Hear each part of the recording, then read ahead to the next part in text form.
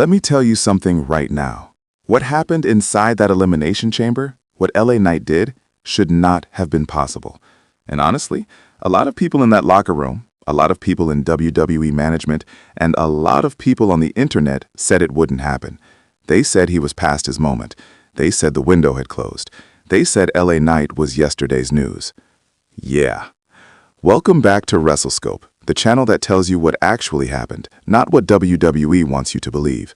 I'm your host, and today we are talking about one of the most jaw-dropping, emotionally charged, legitimately historic moments in recent wrestling memory. But here's the thing, and this is what I need you to stay for, because this goes deep. LA Knight winning the 2026 Elimination Chamber was not supposed to happen. Not according to the original plans, not according to the dirt sheets, not according to the people backstage who, for the past 18 months, have been doing everything in their power to quietly, deliberately, and systematically cool LA Knight off. And yet, here we are. So today, we're not just recapping the match, we're pulling back the curtain. We're talking about why this win happened, what it actually means for WrestleMania season, and the one detail from that night that everybody is glossing over. A detail that changes everything about how you should interpret this moment. Drop a comment right now, before we even get into it, and tell me, did you see this coming? Because I want to know. And when you hear what I have to say, I guarantee your answer is going to change. Let's get into it. To understand why this moment hit the way it did, you have to go back, not just to the weeks leading up to the chamber, but to the years. LA Knight debuted on the main roster, and almost immediately, the crowd latched onto him in a way that the company did not expect and frankly did not plan for. This is a man who was grinding on the independent circuit, who did time in NXT, who was positioned as a comedic mid-card act, and then something clicked. The fans didn't just like LA Knight, they chose him. Every single arena, every single week, they decided he was their guy. And what did WWE do with that organic, electric, once-in-a-decade crowd reaction? They stalled, they hesitated, they tested, they pulled back. They kept him in feuds that went nowhere. They gave him moments that led to nothing. And every single time the crowd tried to carry him to the top, there was some invisible ceiling that he kept hitting. 2023, the crowd heat was there. 2024, the potential was there. 2025, the frustration was definitely there. From the fans, from Knight himself if you read between the lines of his promos, and from every wrestling analyst who kept screaming into the void, push this man. So when we arrived at the 2026 Elimination Chamber, the backdrop wasn't just excitement, it was something more complicated. It was cautious hope, the kind of hope that's been burned before, the kind of hope that makes you nervous to even feel it. Now let's talk about the match, because it was an absolute masterpiece of chaos and storytelling, and I don't think it's getting enough credit. The chamber pods opened in an order that seemed specifically designed to bury LA Knight's chances. He was the first man in. In a match where surviving longer statistically gives you an advantage, Knight was thrown to the wolves from the opening bell. The commentary team even noted it. The crowd felt it. It felt like a rib, like the universe itself was daring him to try.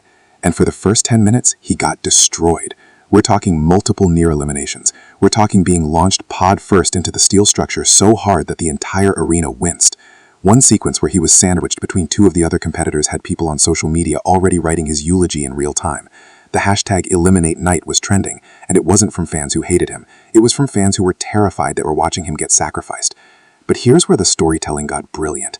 Every time LA Knight got knocked down, the crowd got louder. Not politely louder, explosively louder. We're talking decibels that shook the broadcast truck. And Knight, this absolute savant of reading a crowd, used every single reaction like fuel. You could see it in his eyes. You could see the shift. He wasn't fighting the match anymore. He was fighting the story. He was fighting the narrative that had been written for him by everyone who doubted him. One by one, competitors fell. Each elimination was more dramatic than the last. And by the time we got to the final two, the crowd wasn't just cheering. They were believing. There's a difference. Cheering is surface level. Believing is spiritual. And this crowd believed.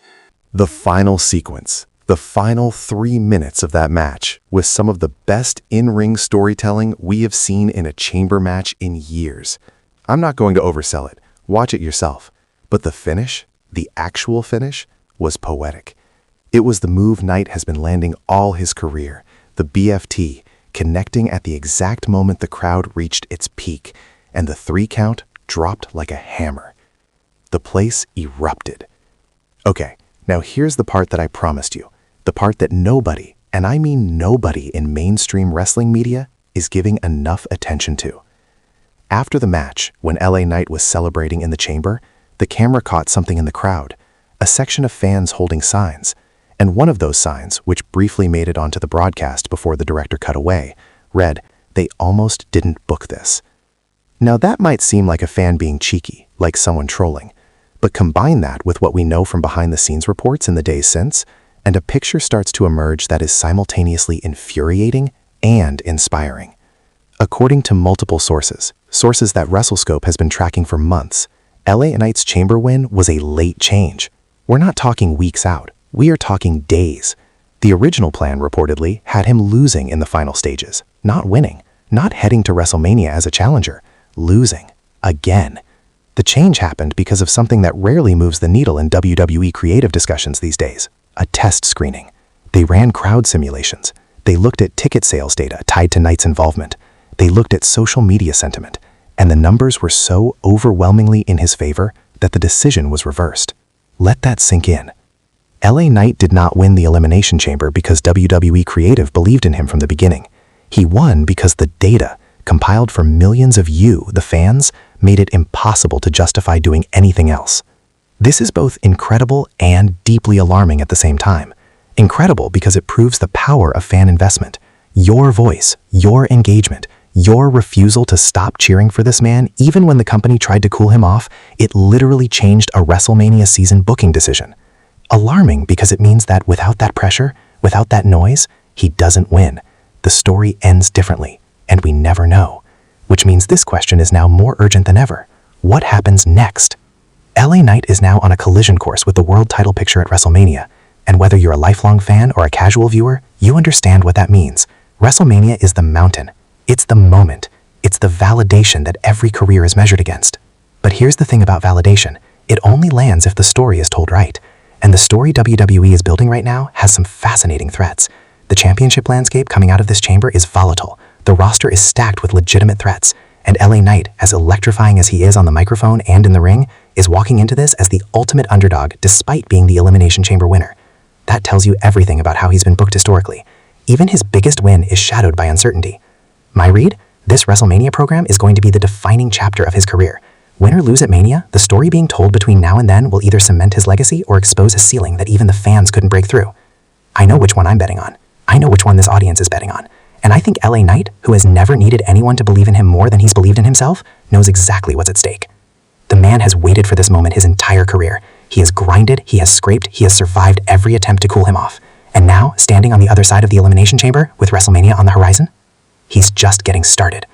And that, WrestleScope Nation, is the full picture of one of the unexpected and emotionally loaded moments in recent WWE history.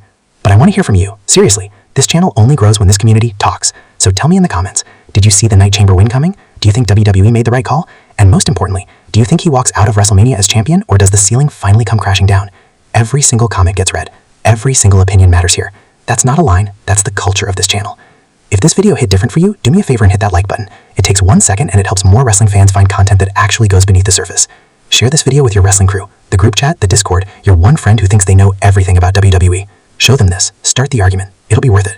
And if you're not subscribed to WrestleScope yet, what are you even doing? Hit that subscribe button and turn on notifications, because we are in the hottest stretch of the wrestling calendar and we are not slowing down. New videos dropping constantly. Deep dives, hot takes, and the stories that everyone else is afraid to tell. I'm your host. This is WrestleScope. LA Knight just became must-see television again.